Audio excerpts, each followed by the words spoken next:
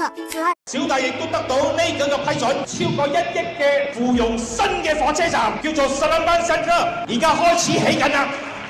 芙蓉嘅火車站超過100年，從來都冇發展過嘅，因為呢個係一個歷史嘅建築物，我哋都唔會拆。不過而家係時代變遷啦，要一個更加舒適、更加好嘅環境嘅火車站，因為芙蓉將會有一個好重要嘅一個站，唔單止去吉隆坡、去檳城、去怡保，我哋今年多2個月，我哋嘅電動火車 EDS 就開到去駐環，今年12月可以去到新山。好多人話芙蓉冇咩發展，芙蓉係一個好悶嘅城市。不過今年我哋好多其他嘅州政府嘅努力，一個大嘅發展商睇中芙蓉嚟發展啦。Sunway 大家都知道喺吉隆坡 Sunway City 係非常之出名嘅一個城市，通過招標嘅嚟芙蓉投資超過200億嘅一個款項，就叫做 Seremban Central City。呢個就係 Sunway 今年2-3個月前我哋簽嘅合約。Jeffrey Chia 馬來西亞其中一個富豪，呢一次我哋得到Sunway集團嘅投資，發展一個新嘅火車城市，就喺我哋嘅火車站後面嘅一幅地，超過20吉。